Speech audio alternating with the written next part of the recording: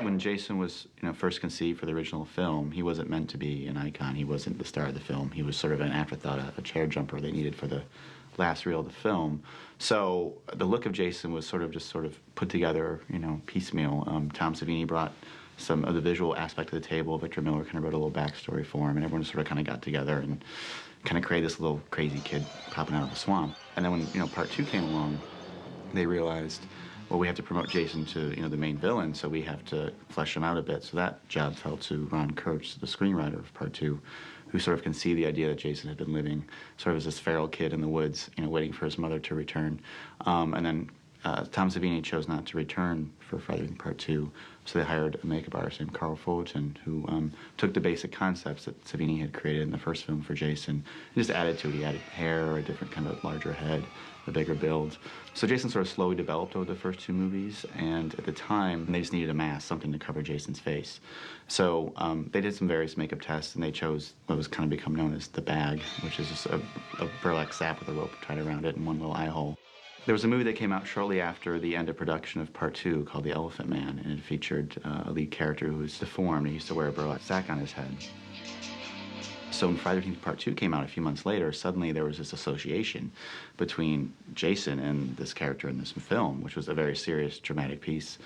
So unfortunately, when audiences went to see Part 2, suddenly they were thinking Elephant Man, and Jason wasn't that scary. So it kind of created an unintentional humorous aspect at the time. But now I think, 20-odd years later, for better or for worse, people remember Friday the 13th and Jason more than they remember the Elephant Man. So when people see Friday the 13th Part 2, they're not thinking that anymore. So a lot of fans now really kind of like the bag. It kind of has a creepy, kind of Deliverance kind of feel, backwoods feel to it. When Friday the 13th Part 3 went to production, the filmmakers realized that the bag wasn't working.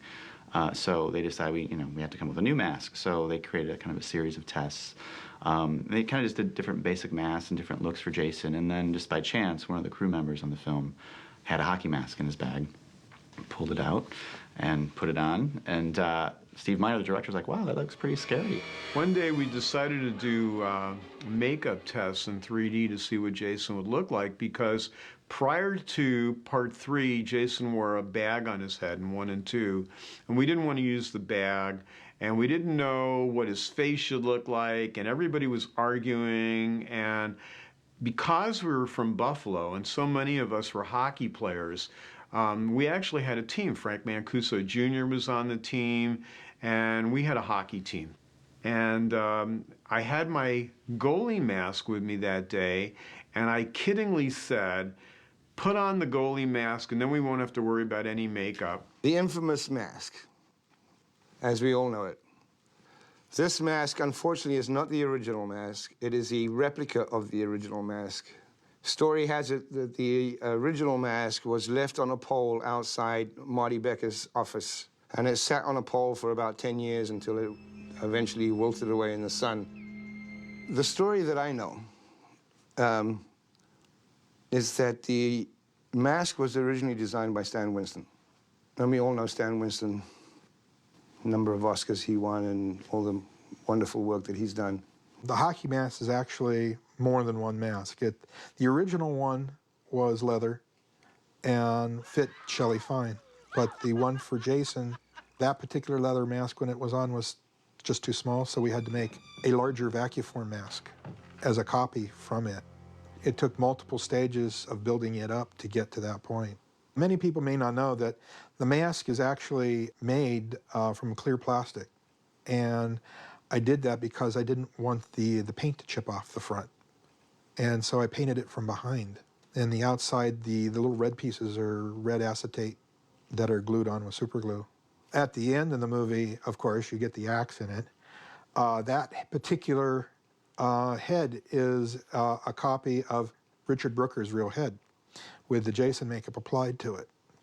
And there's actually a 1/4-inch thick steel plug on the inside my hand fit into, because I'm actually puppeting that head when Dana hits it. And I didn't want the axe, of course, hit my hand. All that's fake at the end. When the camera's over Richard's shoulder, shooting her come up and hit him in the head, and you see the axe hit him in the head. I'm below it with the hand and my hand inside the head, and when I get the hit, I have to flip the axe handle up. And then it's a quick cut to the front with Richard with the makeup on with the axe embedded in his head already. It's just a prop to us. I mean, he looked cool in it. It was a cool idea, and it was a great way to hide the makeup until we really wanted to see it. Nobody knew it was going to become an icon. Who are you?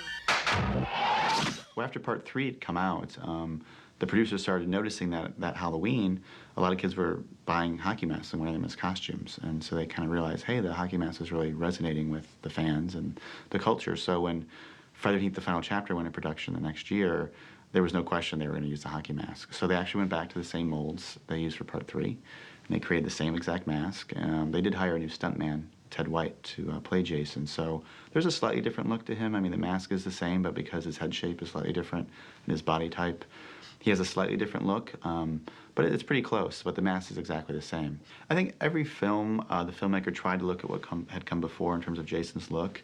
They wanted to do something new and different to give Jason, somewhat of a different appearance for the fans, at the same time keep consistency. So like, for example, in part 7, John Carl Buechler, the director, who was also the makeup supervisor on the film, he really wanted to maintain the mask, the consistency of the mask, make sure all the markings and the damage, matched. So that mask was one of the fan favorites because it has the axe hit from part 3, it has the damage from part 6, but it's also been eaten away because Jason's been living underwater for 5 years or so. So it's kind of missing the whole jawline there. So that's a very cool mask. When part 8 came along, Rob Hedden, the director, decided to give Jason a new mask. Jason's been underwater without a mask for, again, a number of years. He gets resurrected. And when a character has a mask, and that's where Jason gets it from, so it's a fresh mask. It has kind of a yellowish look, because now Jason's more of a swampy kind of submerged creature. So he's very slick. Like, Jason in that entire film is just covered in slime. They oozed him up all the time, so he kind of looks like the Swamp Thing with a mask. At the end of part 8, Jason sort of gets toxic wasted to death.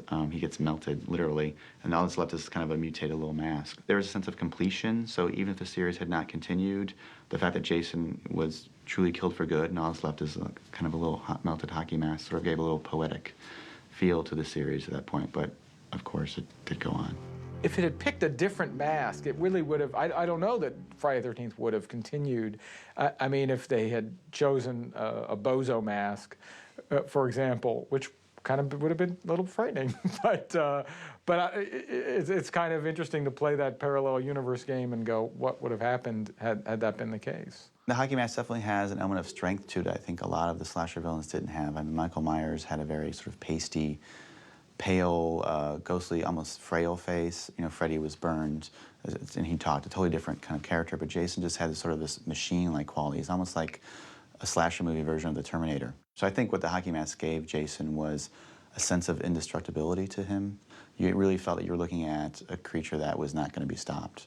The hockey mask, I think it works because it's blank.